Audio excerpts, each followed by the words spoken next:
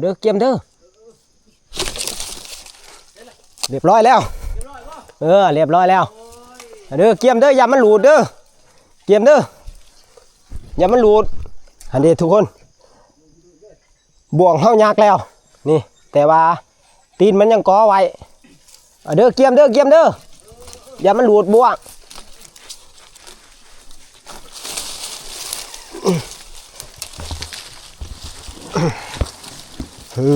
เรียบร้อยเห็ดแล้วโอ้ลึกขนาดเอาเห็ดชูเห็ด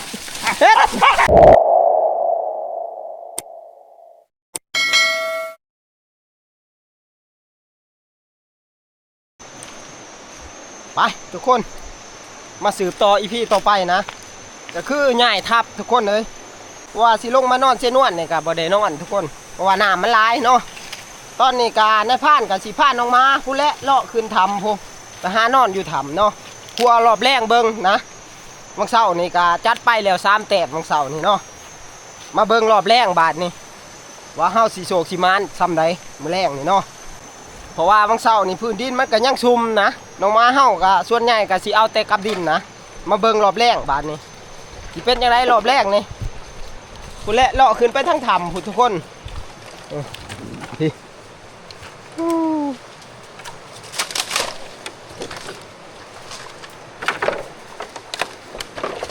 นี่แต่ซากไหม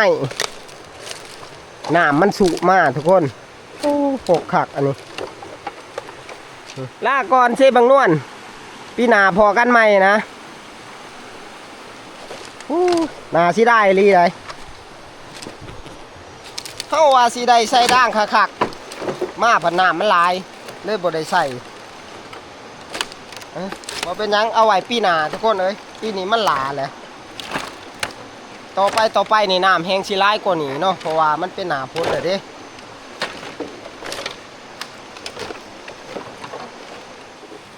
กินหอดบรรยากาศเก่าๆตอนที่ทีมงานใหญ่เขาลงมาใส่ด่างนี่โอ้ยทุกคนเอ้ยแถวนี่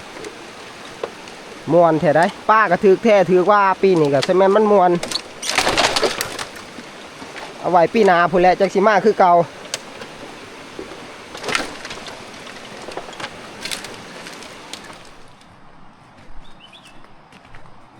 ไปนี่วังเสาร์นี่มากุดเกือบบลอดทุกคนเขาออกขั้ววังเสาร์นี่หมูถอกเห็ดมันหมูถอกโดดใส่นะเกือบสิเอาชีวิตบลอดนี่ออกแงกดีเนี่ยแต่เป็นมวยนี่ลบท่านมากุดนี่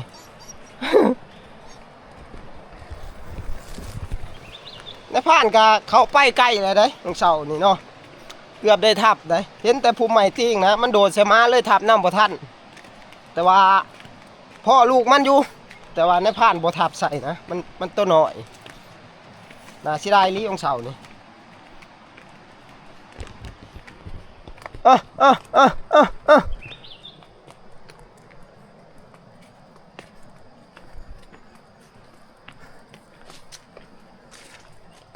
ไป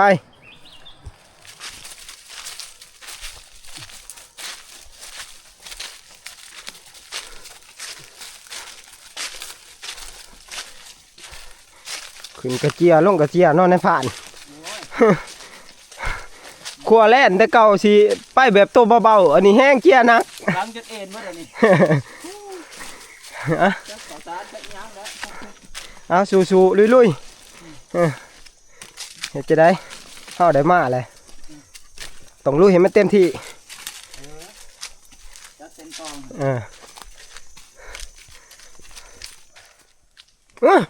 เห็นแล้วพันกุ้ง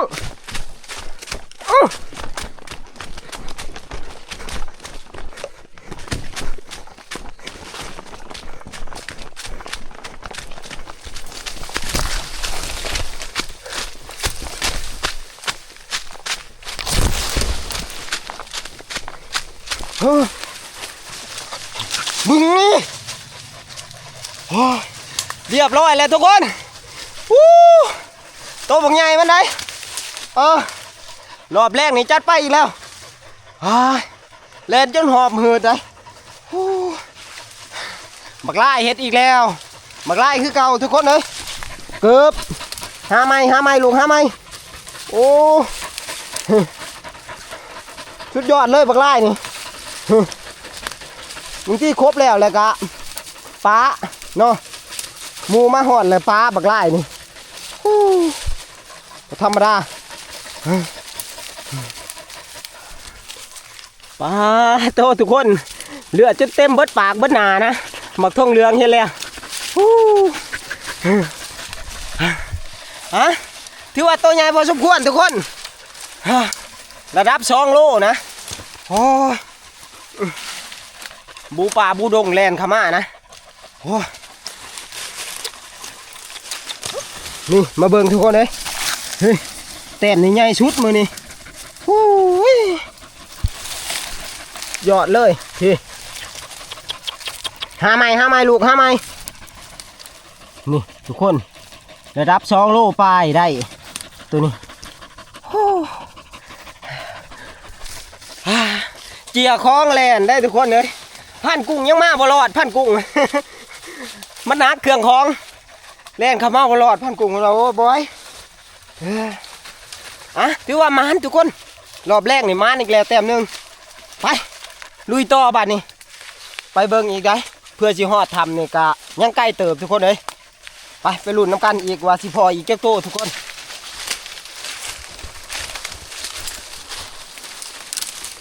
ไปหาไม้เอาบัดนี้ทีมชักแลนบ่ฮู้ว่าสิทีมวางได้เสร็จบัดนี้โอ้พี่มาทีมปลาอยู่สักโอ้ย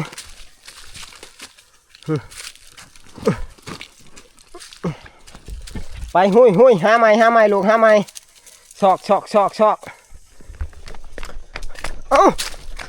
ใส่เฮาอยู่ใส่ทุกคนทีมงานนักล่าเขาเฮ็ดอีกแล้วนี่ขึ้นต้นแต่ใหญ่บาดนี้โอ้พูดดิพูดเฮ็ดตะเปดอยู่ในงากุดนี่เห็นดิโอ้อีหุ้ยหมักทองเหลืองเอาบ่ทันทุกคนขึ้นต้นแต่นี่ประมาณ2 โลได้แล่นตัวนี้บัดนี้ในพานก็สิขึ้นคลองเอาเนาะขึ้นต้นมันบ่ได้ก็สิหาขึ้นต้นไม้น้อยนะขึ้นคลองเอาเพราะว่างามันสีไปทางต้นไม้น้อยหลาย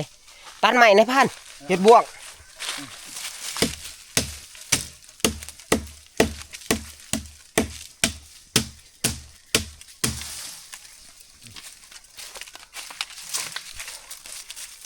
เนาะแต่เช้ามานี่มีแต่เอากับดินตัวแรกแล้วนี่สิได้ขึ้นคลองเอาเงาๆในตีอย่ามันบุเทิงได้ได้สมควรด้วยสัน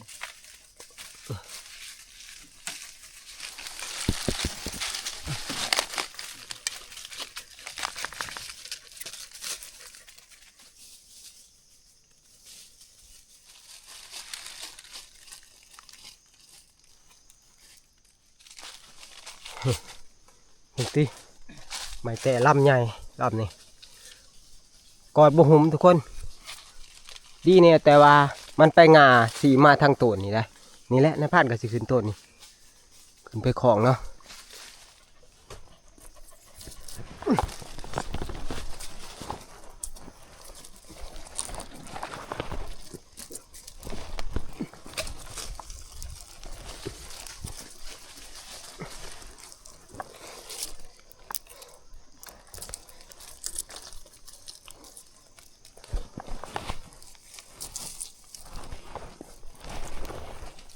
มาใหม่นะพ่าน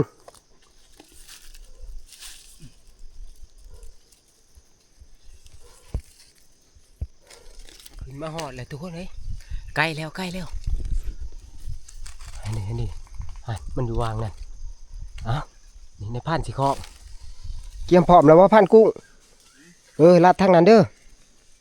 ลัดนี่ยับขึ้นมาบนเงาไม้นี่พ่านกุ้งนี่เงาเมือดนี่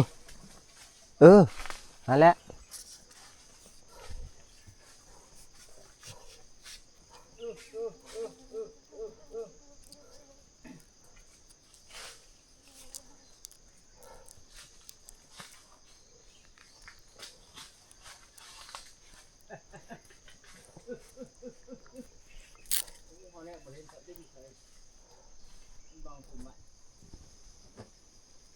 เอาเด้อเกียมเด้อเรียบร้อยแล้วเรียบร้อยแล้วเอาเด้อเกียมเด้ออย่ามันหลุดเด้อเกียมเด้ออย่ามันหลุดอันนี้ทุกคนบ่วงเฮายากแล้วนี่แต่ว่าตีนมันยังก่อไว้เอาเด้อเกียมเด้ออย่ามันหลุดบ่วง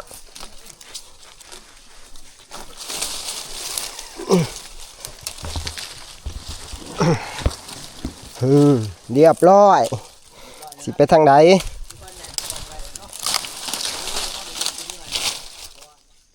นี่ทุกคนนี่ก็คือเต็มที่2เนาะของรอบแรกนะขันนับแล้วนี่ก็เป็นเต็มที่5อะไรได้เนาะในผ่านเนาะปะตัวนี้ใหญ่คักอลีนี่บางทีทุกคนความใหญ่ระดับ2 โลทำกับต้น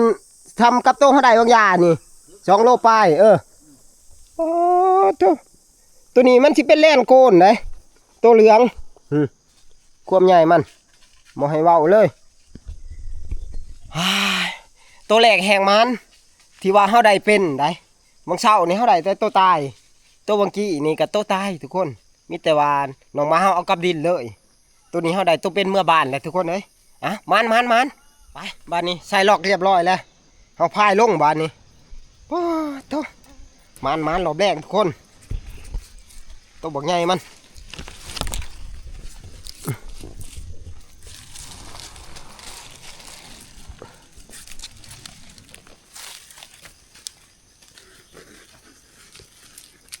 กระทงเฮาก็บ่ได้เกี่ยมมา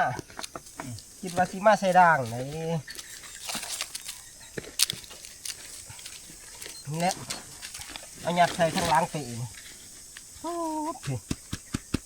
2 แต้มเลยรอบแรกนี่ผ่านกุ้งขึ้นมาก่อนนี่ตีกินไปนี่เพิ่นลัดน้ำกับท่านเลยไปแล่นคือต้นแต่นี่บุญเนี่ยแต่บ่มีโกนเนาะได้เป็นจบเจือเป็นต้นใหญ่แค่แน่แต่ต้นไม้นี่ถือว่าพวกเขาโชคดีได้นี่แม่นสันเขาประมาณจับนี่โอ้ยไปเดินต่อสามมันคำในผ่านไปหุยเดินต่อเฮามันแหละสามมันคำโอ้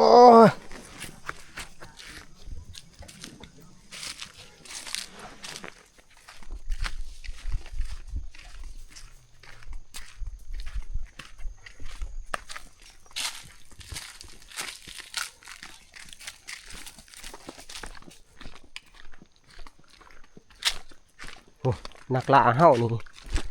เลาะซอกเลยนะแบบบ่หยุดยั้งเลยเพราะว่ามื้อนี้แล่นมันออกคักมื้อนี้แต่ว่าเฮาก็กลัวบ่เต็มที่เนี่ยเนื่องจากว่าเฮาเจียเข้าคลองสัมภาระนี่แหละเฮาบูหกบ่ได้ตอนนี้เฮาก็มาหอดล่างถ้ำเลยทุกคนถ้ำเนาะนี่แหละเฮาสิอยู่มื้อแรกนี่พักอยู่นี่เนาะในพานเนาะไปลงไปป้าเข้าคลองสัมภาระเฮานี่เฮาจังไปออกล่าต่อ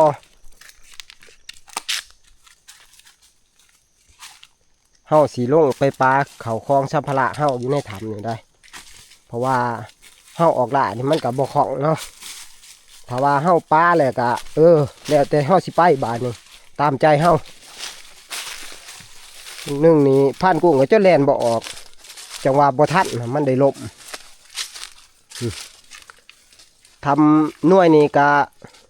ส่วนใหญ่ก็ทีมงานในผ่านก็สิมาอยู่แต่ย่ามพ้นได้ก็ใหญ่พอสมควรเนาะทำตีนด้านพลังนี่บ่ย่านประเภท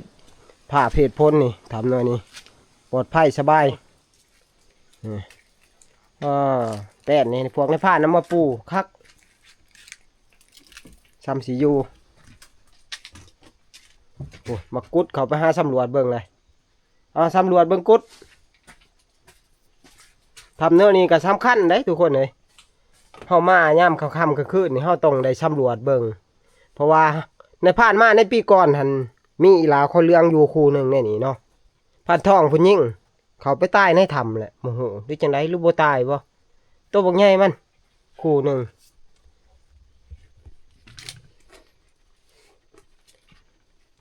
บ้านนี้เฮากะสิปาเขาคล้องสัมภาระไว้นี่เดี๋ยวเฮาออกลุยต่อบ้านนี้ไปในผ่าน ซ้ำมันคำนี่ไปไล่ไปกุด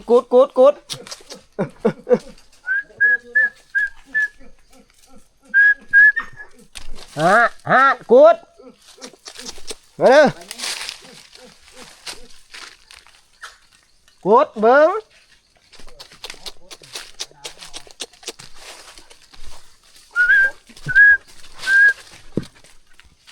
FC หลายคนก็ว่าห่วยในผ่านคือบ่หาแนวอื่นแน่คือหาแต่ขัวแหละก็คือว่าคนหากินเฮานี่หากินตามฤดูกาลเลยทุกคนก็คือช่วงฤดูขัวแล่นนี่เฮาก็สิได้ขัวแต่แล่นเนาะถ้าว่าช่วงหาปลาเฮาก็หาปลาถ้าว่าหาหลาบักเวอนี่ก็หาหลาบักเวอบักเวอนี่ส่วนใหญ่นี่เฮาสิล่าตอนฤดูหมักไหม้ทุกคนหมักป้างชุกบ่หรือว่าหมักด้วยไก่ไปจังซั่นนะเฮาก็สิล่าง่ายหมักแต่บักบกเนาะจักหน่อยนี่เดือน9เดือน10ก็เริ่มฤดูอันหาบักเวอร์ได้ทุกคนเดือน3เดือน4นี่เฮาก็สิหาปลาเนาะพอเดือน5มานี่เฮาก็สิหาน้ำเพิง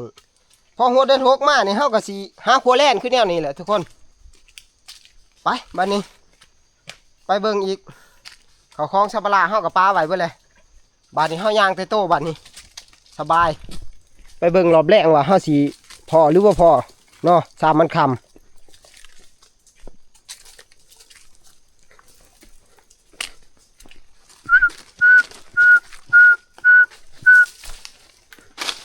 มา2คนนี่ก็อยากเงียบเงาแน่ได้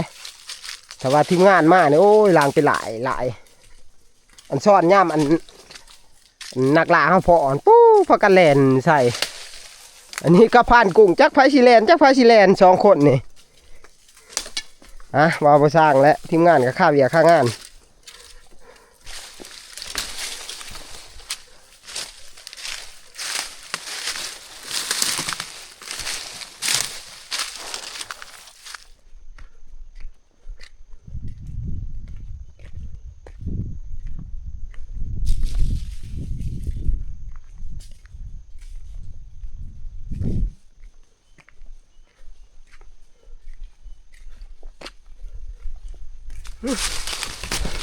เห็ดแล้ว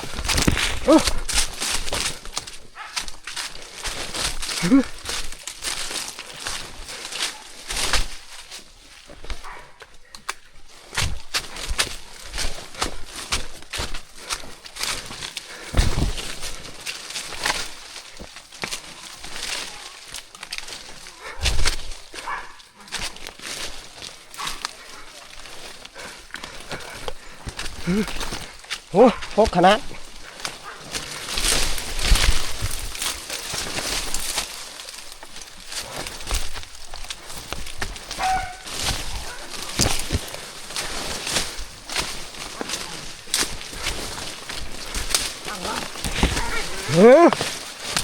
เรียบร้อยแล้ว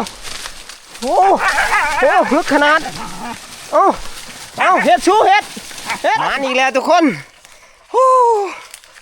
รุ่นจัมโบ้ได้บางไร่เห็ดกับดินนี่แหละลุ่มกันขนาดเลยบางหนึ่งนี่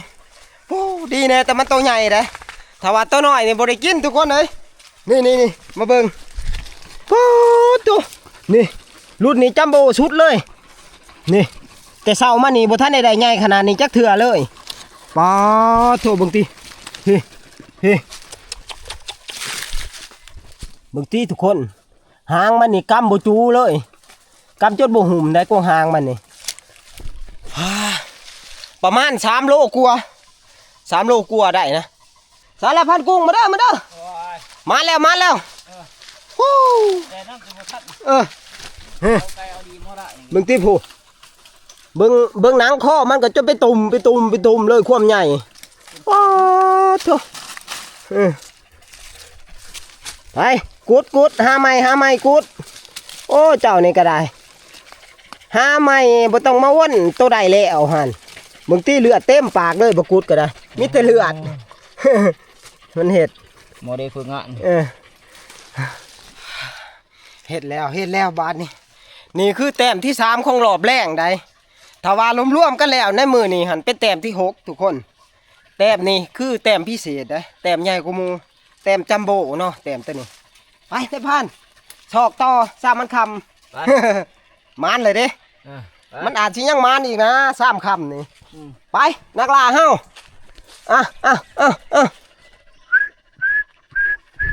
ปอฮะตัวปลากันหยาดนี่สักกระหอบเลยหยาดกันบุบับบุบับหมักการหมักลายหมักทองเหลือง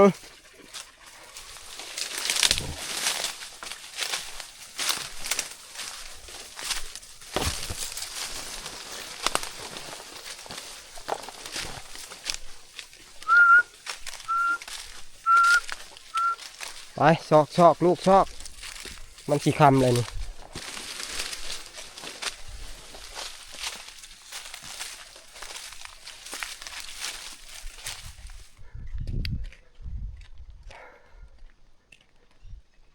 ตอนนี้ก็เริ่มสิคำแล้วทุกคนเลย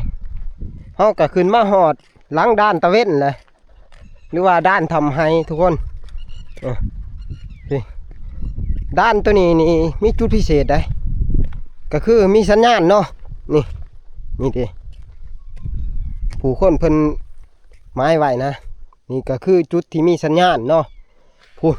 เฮาแนมไปพูนก็สิเห็นประเภทว่าเฮาแนมไปพูนก็สิเห็นผู้เหิบเนาะ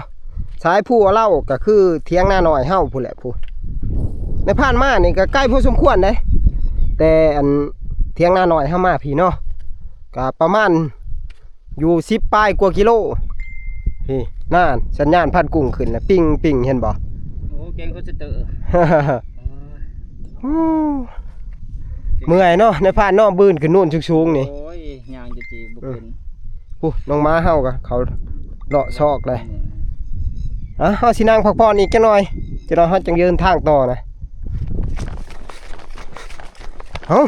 ว่าสินั่งพักผ่อนก็บ่ได้พักทุกคนน้องม้าเฮานี่พุ่นอยู่ได้ร้อนพุ่น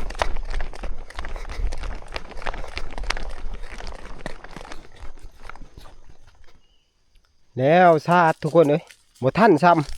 ำมันเห่าอยู่ไกลเฮ้ยอันนี้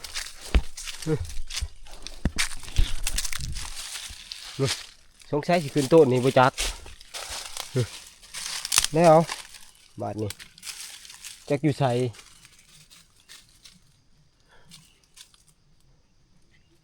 บ่ทัน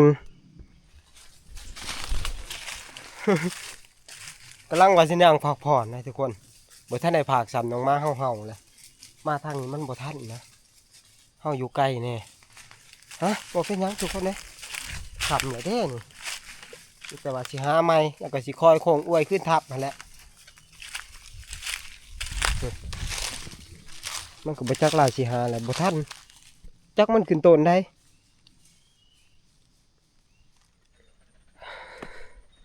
คำเลยทุกคนเอ้ยนี่ก็คือทำด้านตะเวนเลยนี่ทำเนาะถ้าว่าพ้นตกพ้นยังนี่ในผ่านก็เคยมาสนเรื่อยๆเนาะทำหน่อยนี่ก็คือนอนบ่เปียกทุกคนปลอดภัยจากประเภทพายุหรือว่าลมผ่าหยังต่างๆนะบ่มียานทำหน่วยนี่ก็ใหญ่พอสมควรเนาะไปบ้านนี้เฮากะโค้งขึ้นทับบ้านนี้เลาะเรียบๆเมื่อนี้แหละเฮาออกมานี่กับบ่ไกลเนาะจากทับเฮาก็ได้รอบมาแป๊บเดียวเฮาก็มานเลยโตบ่ใหญ่มันต้นน่ะเนาะถือว่ามานแล้วแหละ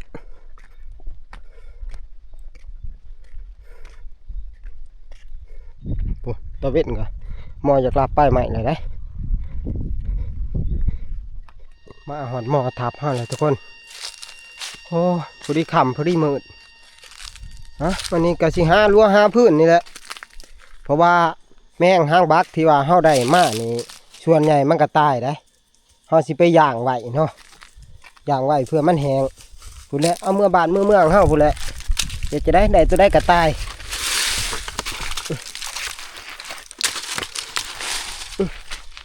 จนคำไป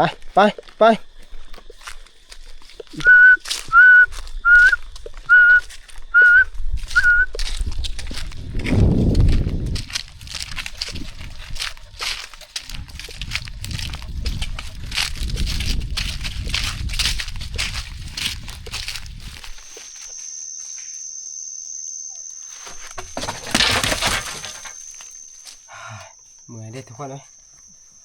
เฮาสิพักผ่อนจังหน่อยเฮาก็สิเฮ็ดเวียกเฮาต่อนะก็คือเอาบักหางบักขึ้นหานเนาะย่างลมควันให้มันแห้งแล้วก็เอาเมื่อบ้านเฮาบัดนี้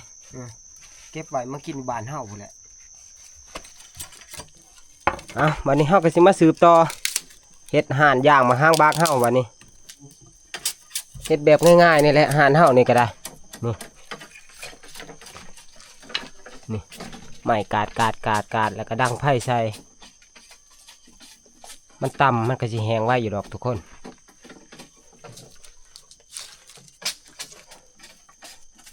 แต่มันตายนี่กับประมาณ3 โตวะในผ่านหรือ4 โตวสี่ผู้ได้เขาสิเอาขืนอย่างนี่ทุกคนมีแต่ตัวหึกโอ้ยน่าสิได้ยังวะ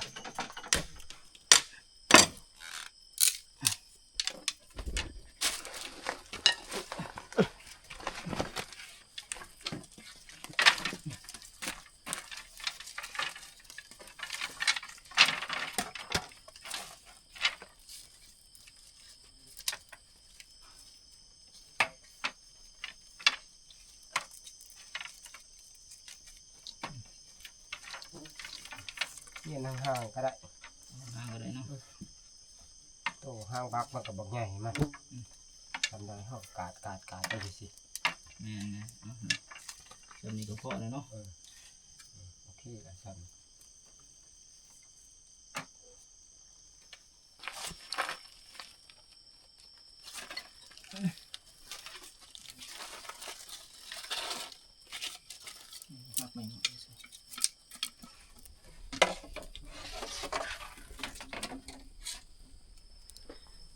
วันนี้ห่านเฮากาเฮ็ดเป็นทีเรียบร้อยแล้วกาเฮากาสิมาเบิ่งผลงาน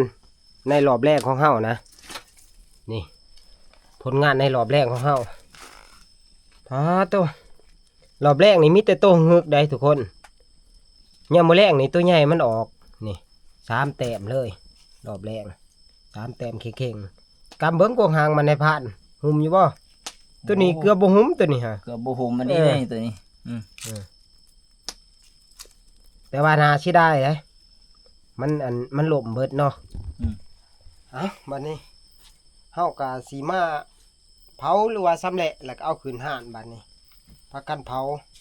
ถ้าว่าเฮาเฮ็ดซ่านี่มันสิเน่าได้ทุกคนเพราะว่ามันหล่มกับแต่เว้นพุ่นนะ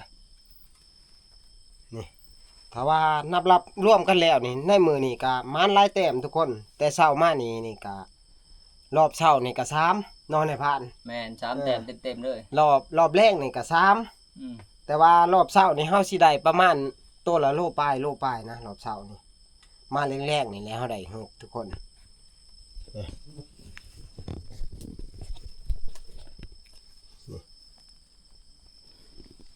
นี่เฮามารวมถึงตอนเช้าตอนแรกแน่ตัวหนึงเฮาปีงกินแล้วแม่นปั่นข้าวเพนตัวหนึง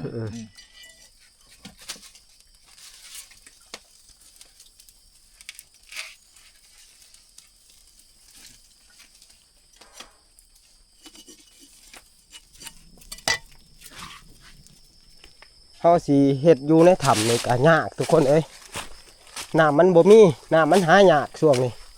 ฝนก็ตกบ่แห้งนะขึ้นมาเฮ็ดลังดานนี่โบกน้ำน้อยๆนึง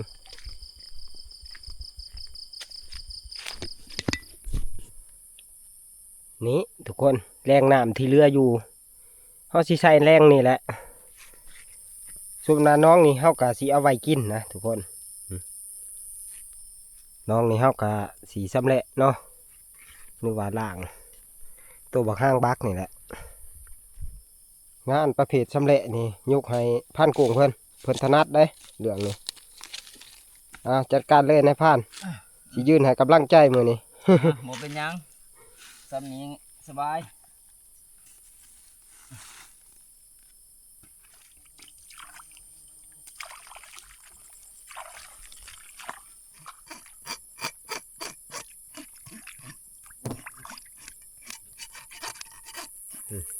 สำเร็จเลยทุกคนเลยเครื่องในมัน2 โตนี่พอดีเต็มถ้วยขนาดว่าใส่มันเฮาบ่ได้เอาได้กระพุ้งมันเนาะกระเพาะมันเฮาบ่ได้เอา นี่ก็มีแต่ตับล้วนๆกับไข่มันพูดเด้ตัวน่ะก็สำเร็จแล้วผ่านกุ้งเพิ่นล้างสะอาดไปบัดนี้มีแต่ว่าเกี่ยมเอาขึ้นห่านบัดนี้นี่แหละเฮาสิต้มตัวนี้กินในผ่านเลยนี่ต้มข้างในกินนี่ ต้มแซ่บๆเด้อหมอบซีมือให้เจ้าได้บัดนี้ โอเค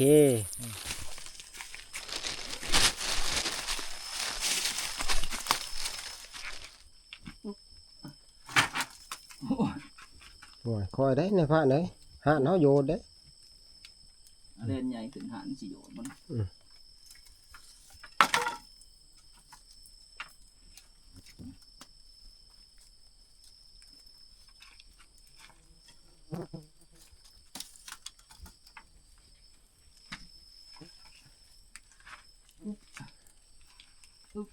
เรียบร้อยบัดนี้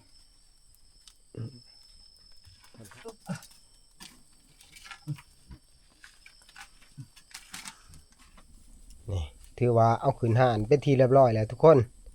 ผู้นี้เต็มหิงน้อย แมงกากนี่4 โตเนาะหรือว่าแมงหางบักนี่4 โตผู้นี้เต็มห่านน้อยเฮาโอ้โหมื้อแรกนี่สิเล่งคุ้มไผ่ใส่ได้บางที่มื้ออื่นนี่เฮาก็สิได้ย้ายทับอีกเนาะย้ายเมื่อเที่ยงน้อยเฮาพุ่นแหละมอทางเมื่อ